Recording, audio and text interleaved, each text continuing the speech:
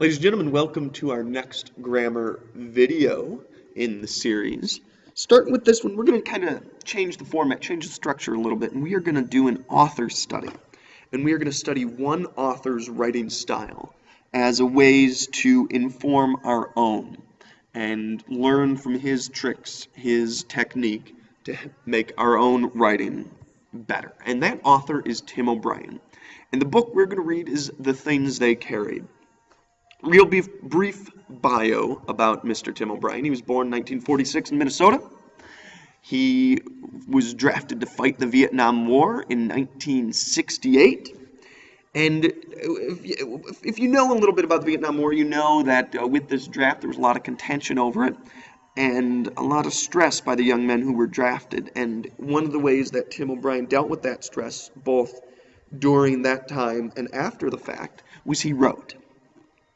And The Things They Carried is one of those results, as well as a plethora of other books and short stories. And I've got a couple pictures here of Mr. Tim O'Brien in Vietnam as a soldier, and then also a picture of him, a more contemporary picture. And just looking into those sweet, beautiful eyes makes me want to learn how to write. And that's what we're going to do. So we're going to learn a couple of different tricks over the course of these next few weeks that he uses, and we're going to work to incorporate those in our writing. But first, why this guy? Why have we chosen Tim O'Brien to study his writing style? Well, experts in the field has described his writing as so powerful that it steals your breath, that it's evocative, quiet precision, and that it illuminates life's wonders, life's tenuousness, and life's importance. All of those kind of heady descriptions aside, from a teacher's perspective, O'Brien writes a clear, concise language that utilizes powerful writing strategies to tell captivating stories. And really, that's what writing is about. Whether that story is just a story, a narrative to entertain, or whether that story is used as part of an argument, we want them to be captivating. And we want to learn those powerful writing strategies. And that's what we're going to do now. We're going to learn three of them today, real briefly, which you should be familiar with. The first one is concrete physical detail. Now, we've looked at detail before, and if you remember, we want to show, not tell, using detail. We want to be very, very specific with our detail, and we want to use figurative language. All of those go in there. Where we're going to kind of step it up a little bit is Tim O'Brien's detail is tangible. For example, he's describing a photograph in the first chapter of The Things They Carry, and the photograph was an action shot, women's volleyball, and Martha was bent horizontal to the floor, reaching the palms of her hands in sharp focus, the tongue taut, the expression frank and competitive. He actually describes this one photograph over the course of 86 words. It's that level and that precision and that detail that you can feel that makes his detail special. So for practice on your note sheet, what I want you to do is choose something specific, whether it was your dinner last night or your bedroom or your backpack. And I want you to describe it using all five senses. You can just do kind of one sentence per sense. But that's your physical detail practice. So I'll give you a moment to work on that.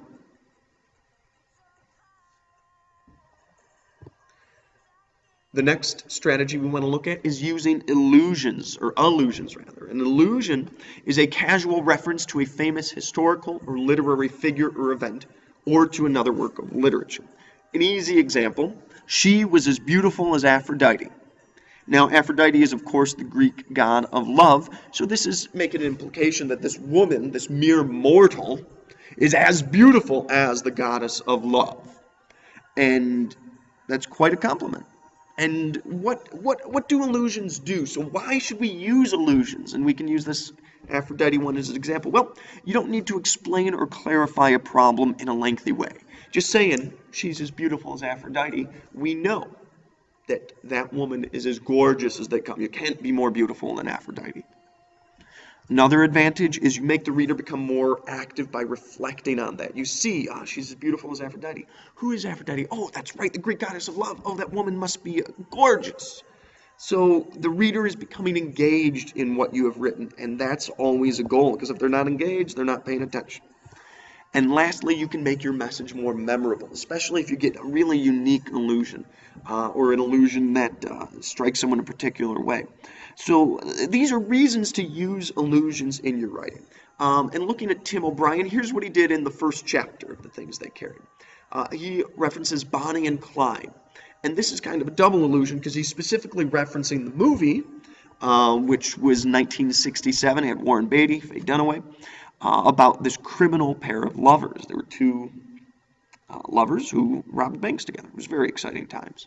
So he's alluding to that. Another allusion he makes is to the Stars and Stripes, and that's a newsletter-style publication produced for servicemen by the U.S. Army. So by using these allusions, he's bringing in, he's building the world, he's engaging the readers, he's able to be more concise in his writing, not having to describe too much. So, for your illusion practice, I'd like you to choose a character from your favorite TV show or movie, and I want you to describe one of your friends. Feel free to change names of your friends to protect the innocent. Just a short couple of sentences using an illusion to help describe them. And I'll give you a moment.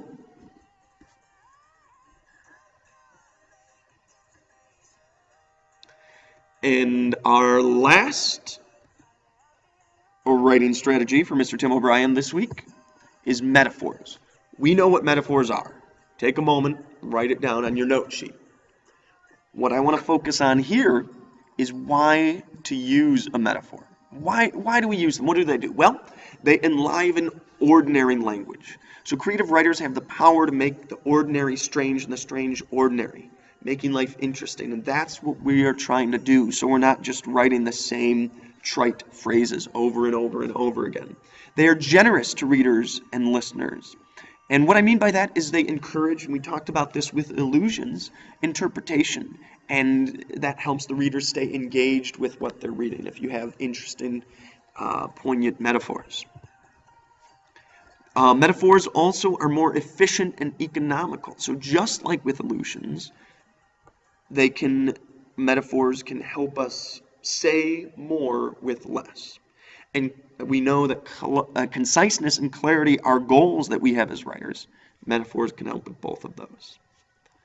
What else do metaphors do? Well, they can create new meanings. When we write about feelings, thoughts, and experiences, which there are no easy words, and they help close gaps in language. Let me give you an example about this last one. If you're a kid, you're a child, you're just learning to speak, and you look up in the night sky, and you see stars up there, but you don't know what those are called. So you say, Mama, look at those lamps in the sky.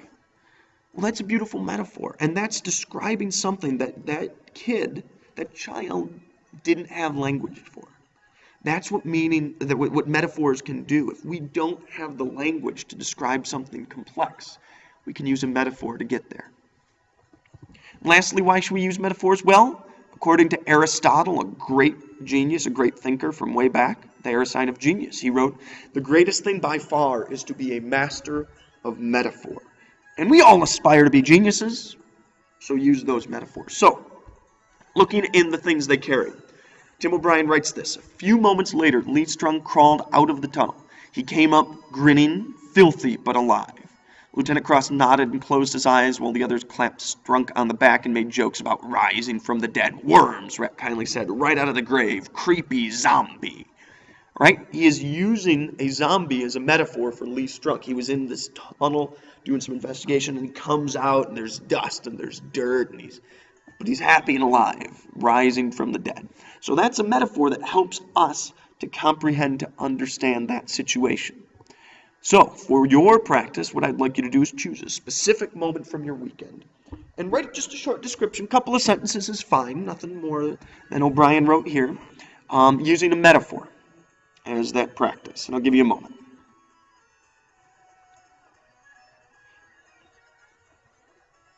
So, this week, what tools have we learned? Well, we've learned concrete physical details, we've learned illusions, and we've learned metaphors. We've touched on these previously in whether it's this class or whether it's previously in high school.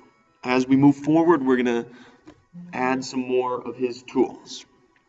Thanks for listening, and good writing.